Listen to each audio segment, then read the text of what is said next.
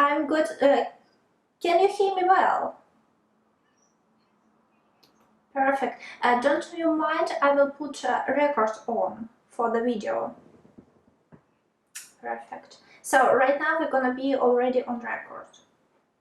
So you're in Ireland now, right? Yes, I'm just outside Belfast. So I'm about maybe 18 miles, 20 miles outside Belfast. I'm down on the coast, down near Malyle. So, but you're Scottish girl. Yes, originally from Edinburgh. So I'm originally from a small village called Roslin, which is about 10 miles south of Edinburgh. So how's it to be a Scottish girl in Ireland? It's good. Like Northern Ireland's it's very similar. The whole of Ireland actually is very similar to Scotland in terms of, the scenery here is amazing, the landscapes, the architecture, and the people are pretty much the same. We all have the same sense of humour. So yeah, it's just like being at home. Perfect. For me, it's really different because people in Russia are very different, and we have different mentality. And but I really like it because every day I learn something new, and it's like every day it's a challenge a bit. But I like challenge, so I kind of up for it. Yeah. I went through your LinkedIn page and I remember your story from our RBS workshop. And my first question, what is floatation therapy? Oh, Anna, you've asked a big question there. Floatation therapy, I stumbled across floatation therapy in 2004. When I was aware that something needed to change. I had had a near-death experience 5 years previous to that, and I'd had quite a traumatic childhood. There was quite a lot of stuff going on. I then became quite a disconnected adult, and after the near-death experience in 1999, I knew I needed to change, and I was trying various different things. And one of my friends had said you should try floatation therapy, and I thought, okay, I'll go along. So I went along, and it was this pod that was almost like a coffin, sort of like structure, and you were to climb in it and close the lid on top of yourself. And at that point, I was living with anxiety, really high levels of anxiety and panic. And I remember standing there and thinking, I am not getting in there. There is no way I'm getting in there. So eventually I managed to get myself in. So it's 25 centimetres of body temperature water. So if you can imagine stepping into a shallow bath to just sort of up to your calf. And there's half a ton of Epsom salt. So Epsom salt is magnesium sulfate, which is, has a history for drawing toxins from the body, for sedating the nervous system, for improving the immune system. So there's lots of different things. I think there's over 300 enzyme functions for magnesium sulfate within the body. So you just lower yourself into the water. And it's a really unique concept, as in it looks like water, it feels like water, but it's actually a solid, so you lie on top of it. So the minute you lie down, your unconscious mind is going, right, hang on a minute, where's my balance gone? And why, am I standing up? Am I sitting down? Am I lying on my back? What is going on? So the unconscious mind starts to then try and make sense of what's happening. Now, because this takes you back to a time before you even needed balance, it's almost like that womb-like environment. So it's really good for resetting, because the unconscious mind, the job of the unconscious mind is to filter information that comes in through your 5 senses. And suddenly that whole sensory system is completely depleted as well. So you have nothing coming in that you can see, hear, feel, smell, or taste. You have no need for balance. You have reduced gravity, so you don't know which way is up. So for me, it was massive in terms of, what was going on in my mind, but also what was going on in my body as well. So when you remove yourself from the pressures of the world, what happens is we spend 80% of our energy every day fighting the effects of gravity. In a floating environment, it's restricted environmental stimulation, but also a massive reduction in the need in gravity. So what then happens is that 80% of energy gets a chance to turn inwards. So when the body and the mind is no longer fighting gravity, no longer trying to process information, the body and the mind kind of go, wonder what we can do now. So that of energy will activate the blood flow, activate the lymphatic and the digestive. So what that'll do is it'll start a really quick detox, and it'll start to restrict the production of lactic acid. Now, lactic acid is what sits in the muscles and makes the muscles quite sore or stiff. So for anyone living with fibromyalgia, or for arthritis, or even sports injury, we done a research project recently with Queen's University in Belfast, and we looked at the benefits of using flotation after the participants had been using a King Cog machine, which is a research machine for muscle.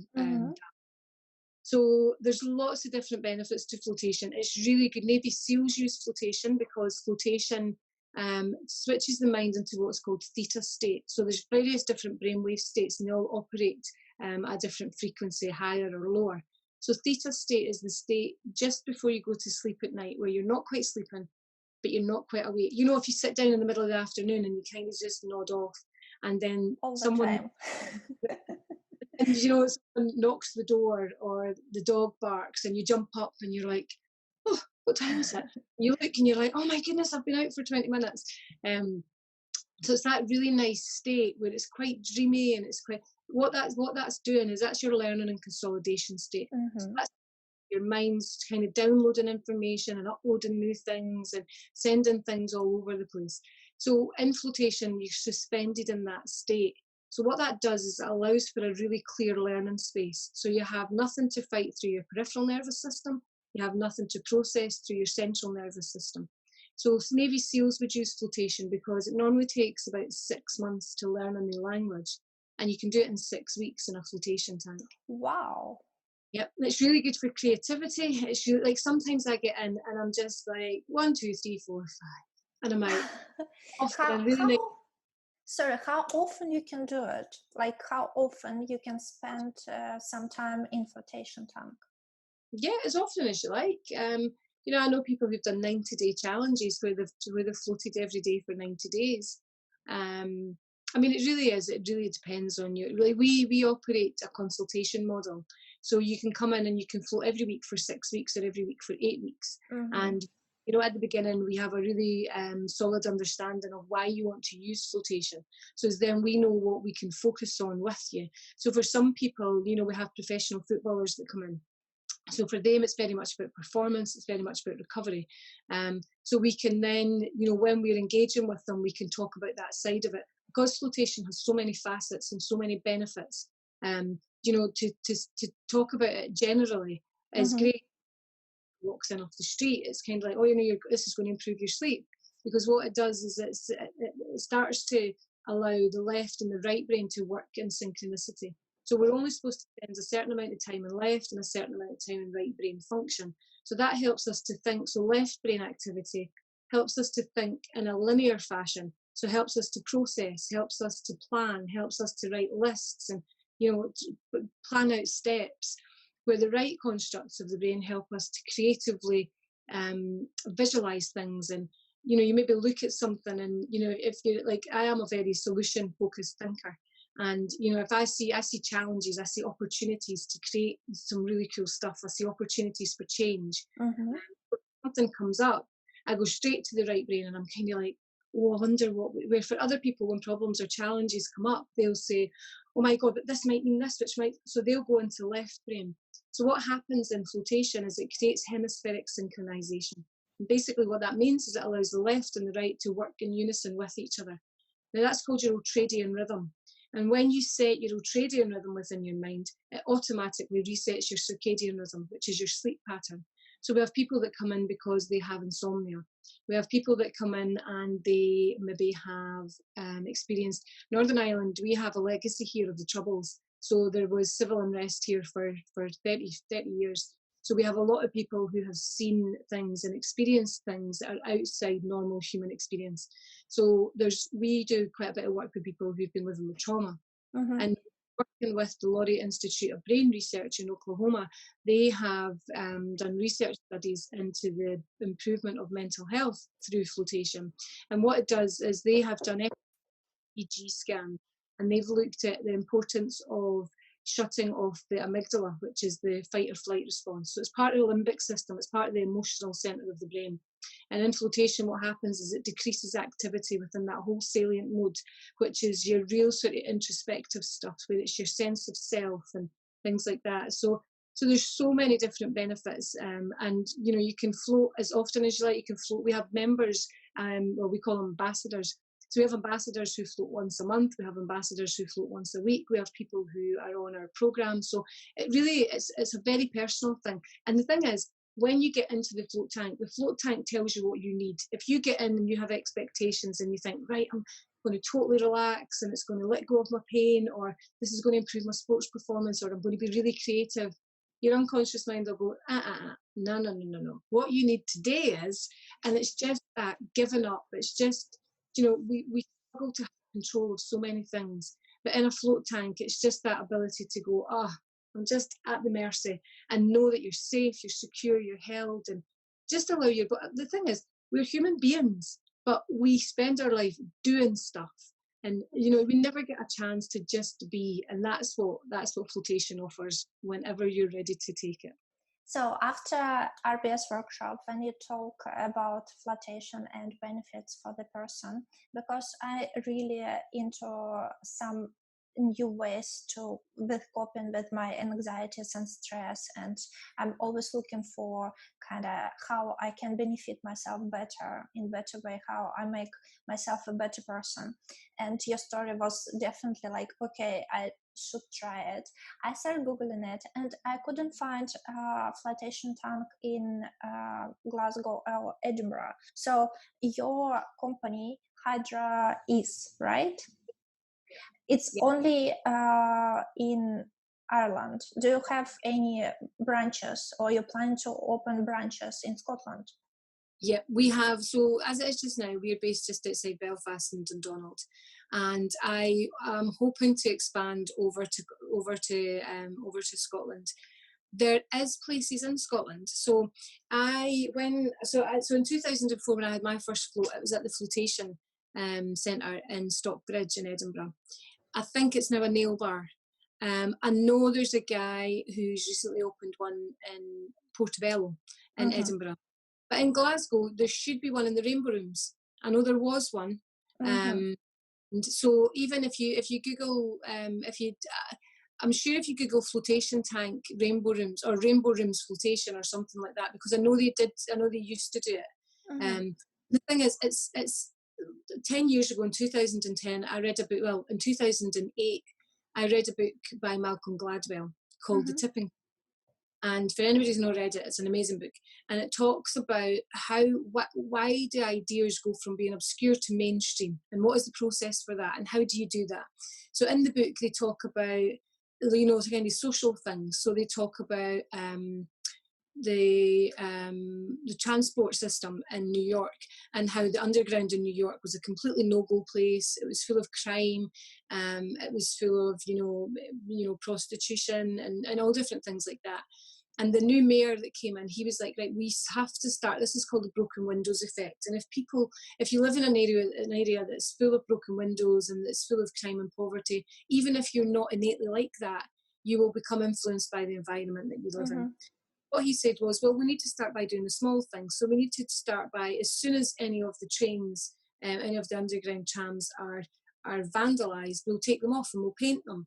And we'll have a task team that's there that will just stand behind these youths and stand behind these people that are doing this damage. And we'll just take it off and paint it and take it off and paint it. And eventually they'll get sick of it. We'll bring in barriers. So it means that you have to have a ticket and you can't get through unless you have a ticket. That'll stop petty crime, because people won't get past that, they'll have to try and sneak past that. So what we'll do is we'll put a task force on there. So they started the transport task team, and within no time they had turned around the New York Underground and to be one of the safest places, because they'd taken away all the petty crime. They'd taken away, and it hit a tipping point. So it hit a tipping point where nobody was going, to people started to go, and it became really safe. And now, New York Underground is one of the safest places, and there's an actual transport task team. And so it's all about how you look at things. And then he spoke about, in terms of fashion. So he spoke about how but Hush Puppies started off. It was a small company, and they weren't really selling very many shoes. And then this really cool team, this really cool group of kids in, I think it was Brooklyn, started wearing these hush puppies, and they were a really influential group, and they they were an up and coming group, and this was back in like the late 70s, early 80s. And so gangs of children, gangs of young people from different areas all then started kind of going, oh, they're quite cool, so they started wearing them. And this spread and spread, and then it hit a tipping point. So I think in 1 year, Hush Puppies sold something like 20,000 pairs. The next day, sold 250,000. And Hush Puppies now are a global brand. They're massive because they hit that tipping point. They got to that point where it just tipped over and it became the norm. So when I read this, I was kind of going, floatation therapy. Floatation therapy is going to hit a tipping point. And I know it's going to hit a tipping point because we cannot continue to live the way we live. We cannot continue to consume the way we do. Technology and convenience is going to be the death of us all. I mean, I know so many people right now who are reaching out to me because they're totally zoomed out. They're spending all their time just now on Zoom because it's became part of the norm. Zoom's became part of the family. Everybody's using, well, I say everybody, most people who are in the business world are using Zoom to connect with people or something similar. So, but we're not supposed to be sitting in front of a screen for this length of time. We're not supposed to be consuming all the different products and foods that we're consuming, all the all the different sugar-based foods, and all these different. We're not supposed to live the way we live. And for me, floatation is the perfect antidote to modern life, because it's almost like somebody, yourself, the computer's not working, you'll try a few things, you'll give it a wee tap, and then you're like, I'll switch it off and switch it on again. You switch it off and you switch it on, the computer's like, ta-da! I'll do what you want.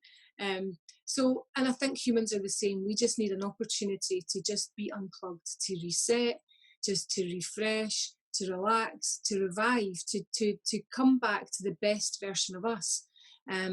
And while I was reading this book, I was going, oh my goodness, flotation's going to hit a tipping point, and I'm going to be part of that. I'm going to be part of that tipping point. So that was in 2008. In 2010, I moved to Northern Ireland, and I kind of put it on the back burner because I was busy still trying to understand what had happened to me in that tank in 2004. Because when I came out of the tank and I said to the girl working in the flotation place, I was like, oh my goodness, what happened? Because that first float for me, I had this huge idea of what flotation would be, and I wanted to know why I felt the way I did when I was in there, and what did that mean, and what was happening in my body and what was happening in my mind, and had all these questions. And when I came out and she couldn't answer the questions, I was like, do you know what happened? And she said, oh, it's lovely, isn't it? It's a lovely spa. And I was like, I love this part of the story. And I was like, no, this is not a spa treatment. This is a mental health intervention. This is like, we should all be doing it. So I then, as I say, I then went to college, went to university, studied neurolinguistic programming, studied hypnotherapy, studied havening techniques, spectrum coaching, auricular acupuncture, looked at human dynamics, read on human gifts, and just really became educated on the interplay between the body and the mind, what actually happened to me in that tank, because I needed answers. So that took me till, as I say, moved to Northern Ireland, and then in 2015 we opened Hydroease, because in 2010 I was like, this is going to hit a tipping point. In 2015 I was like, this tipping point is going to come in 5 years. We're now 5 years from Hydroease, and flotation is starting to really grow massively. So back to your original question, watch this space, because there will be more that will open, especially across Scotland. Of a few that have already, but you maybe just not Googling the right things. So I think I've been Googling exactly your company, Hydroease. So yeah, and I couldn't find anything in Edinburgh and Glasgow. So probably, like, do you have timeline in head when you're probably gonna expand here? I would like to. Now, I had a business partner when I first opened up. And it was fantastic, and I was completely silent business partner who never took anything at all to do with the business, just gave me money to start with. My initial idea was that I was going to be in one room delivering my one-to-one therapeutic work. other room was going to be a float tank, and it was just going to be like that. It was just going to be like a therapy kind of room. But because initially my idea and the creative vision that came to me in that float tank the first time was around having a centre and having, people coming in for all sorts of things. My small ideas quickly became the big idea that it was initially. So I got £27,000. I spent that. I packed in my full-time job, and I put myself £66,000 in debt, and I chased the dream. And within 5 years, my brand of recovery, my brand of working with adult children of suicide, of substance misuse parents who've experienced suicide, who've experienced addiction issues, who've experienced, that's my niche market. That's who I work with. I work with adult children of alcoholics, and really brought this brand and pulled floatation along with that. So in the 5 years, I have paid off the £66,000 in debt. I've been paying myself a wage for the last 3 years, and I've recently just bought out my business partner who gave me the money in the first place, who actually happens to be my husband. Lucky you. Because I was like, right, within 5 years, I want to do that. I want to be, and again, but is that because there's something in me around independence and around holding my own and around just creating that sense of safety and security for myself? Is it that I'm a wee bit of a control freak? Is it that, I want to have full autonomy over the business? There's so many different things that are in there. So where I am just now, I'm in a really strong position. So I'm hopefully going to be looking at maybe within the next sort of 12 to 24 months opening somewhere else. But again, it'll depend on the market, and it'll depend. We were going to go to Scotland, so we registered Hydro East Scotland a couple of years ago. And we were going to come over about a year and a half ago, and we were looking at premises, and we were looking kind of in Midlothian, where I'm originally from.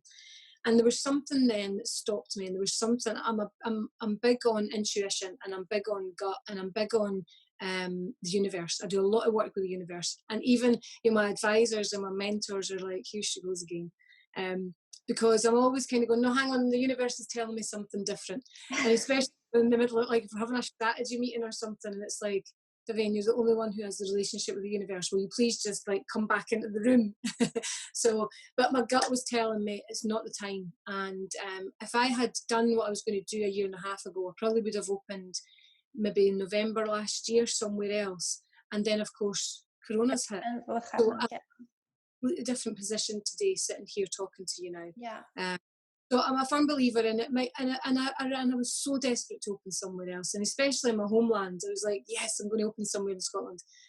But again, there was just this feeling that was just like, no, and I advise anybody, when you have a feeling, when something within you tells you, all my life I've had intuition, and and there's been certain things, relationships, events, experiences that I've put myself into that I've known deep in my gut is not the right thing for me, and I shouldn't be doing it, but I'll just go and do it anyway. And at the end of it, I've went, why did I let myself do that? So now I kind of listen to the gut, and it's really empowering to be able to say no to people.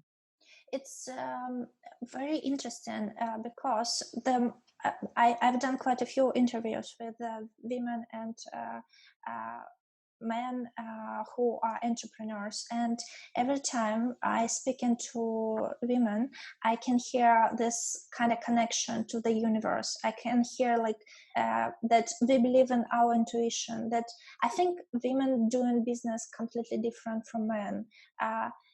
It's like just different powers.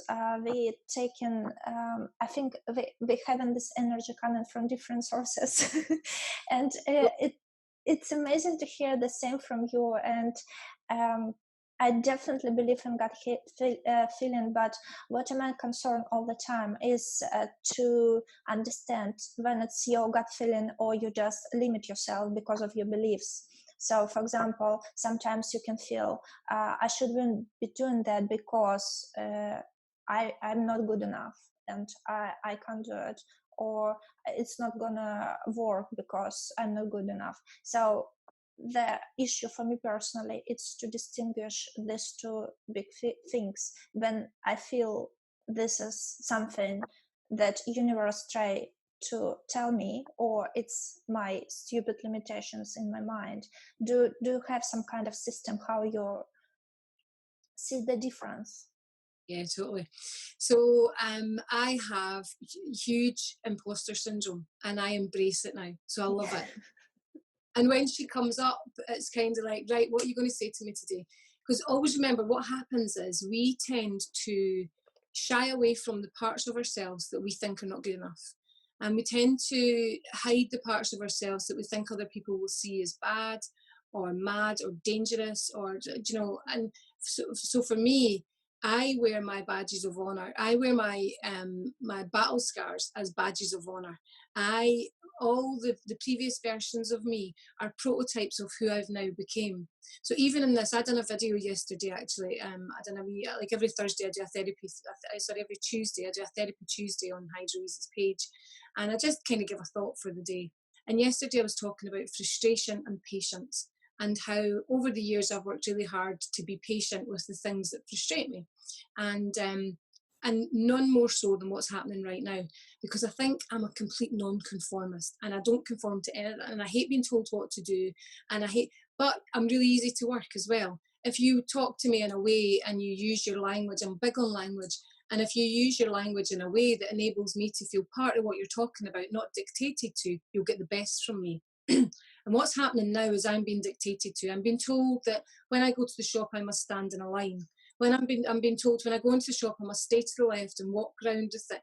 And there's a bit in me that's like, and it's so now I'm kind of going, right, I'll just go to the shop. So when I go to the shop, I'm like, we're starving today. It's fine. We're not like, and not that we would ever starve. We've got cupboards full of food, but I'm just like, no, do you know what? I'm going to go home and just make something with what's in the house. But it's really got me thinking about this whole frustration thing, and it got me thinking, you know, who is it that's being triggered? Who is it that's because I'm part of a process. We're all in this together. Everybody's having to do the same thing. So why do I think I'm something different? Why do I think I shouldn't have to stand in a queue? Why do I think I should still have the liberty to walk about the shop that I used to have, that we all used to have? So why do I think it's so? Everything that I kind of feel rising within me, I stop and I question it.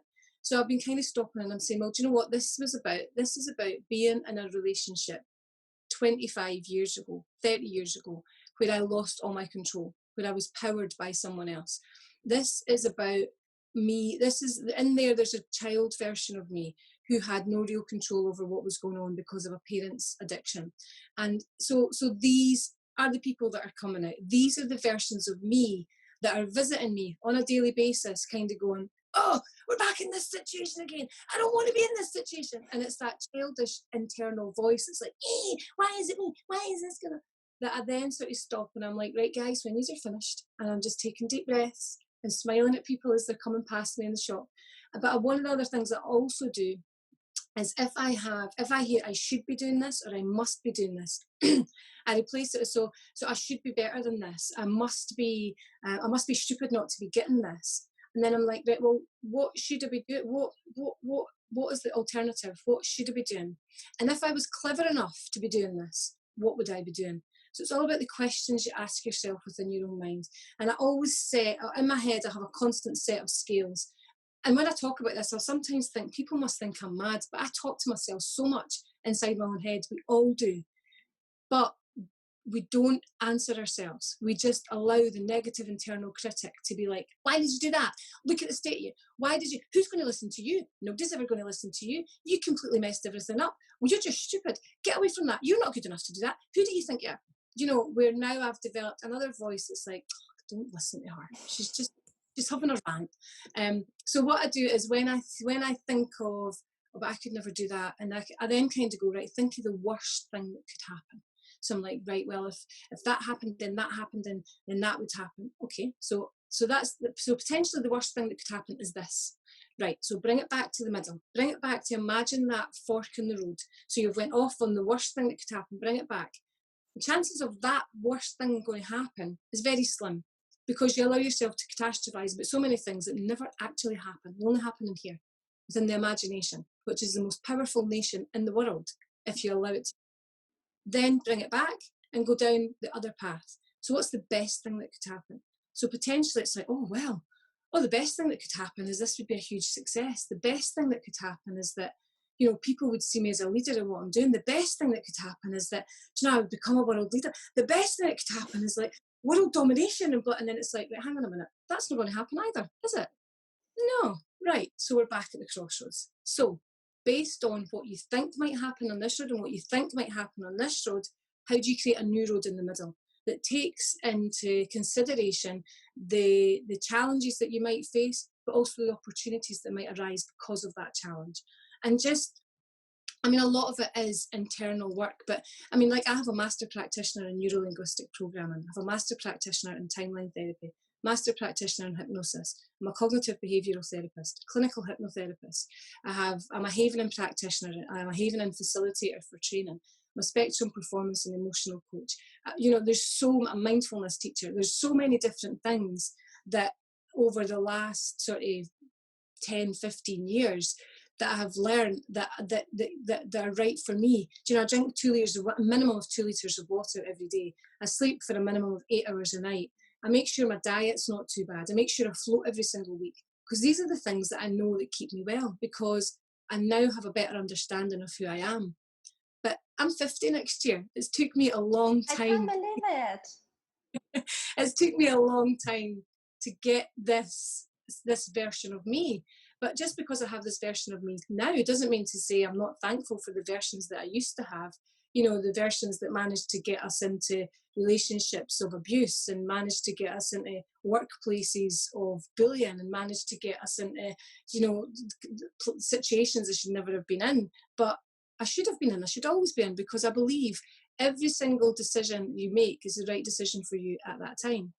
Every decision you find yourself in is your opportunity to learn something new about yourself.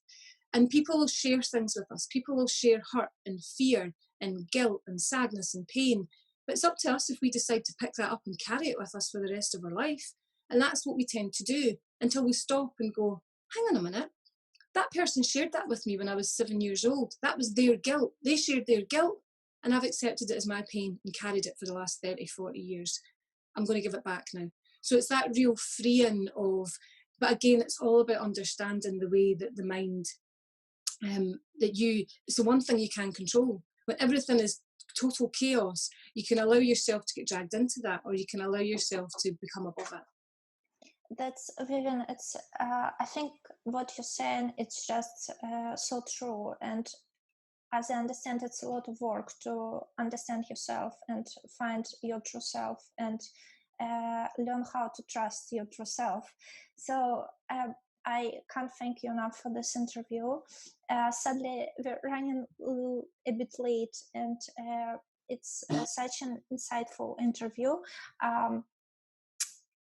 I was wondering what kind of social media you have now, how customers find you. So you have website, Hydra is, correct? Yep. Do you have YouTube channel or Instagram page or Facebook or LinkedIn? What do you use? How we should find you? How we should Google Hydra is? What should we do? You can find us on them all. I'm laughing, Anna, because my wee boys just came in the background. Give me 2 seconds, please. So we have our website is www.hydro-ease.co.uk. We're on HydroEase, we're on Twitter, HydroEase, we're on Facebook, HydroEase, we're on YouTube, HydroEase. So we're on all platforms. As I say, every Tuesday I do a therapy thing, and then we're always putting things up about various different stuff. So please feel free to connect. Vivian McKinnon on LinkedIn. Thank you very much. Guys, we will put all the information under this video, and you can just hit the link and find Vivian everywhere. Vivian, also we have this small blitz part when I'm asking you very short questions, and we ask our guests to answer as short as possible, but 1-2 words. So the first question was, what is entrepreneurship means to you? Dreaming big. What is the most important in life? Love and connection. So beautiful answers. Where do you see yourself in 5 years? Oh, in 5 years' time, I see myself as just a better than I am now. Mom, you're good. He's so cute. And if you would change one thing in your life, what it would be? Probably learning to believe in and trust myself long before I did. Thank you very much, Vivian. Great answers. Thank you for the interview. No, you're very welcome. Thank you for having me. Thank you very much. And have a great day. And your boy is so cute. Okay. Have a lovely day. Bye-bye. Bye. Thanks, Anna. Take care. And guys, please stay tuned to see more interviews with the Scottish entrepreneurs. Today our guest was Vivian from Hydra, is the floatation master and the person who knows how to get your life better.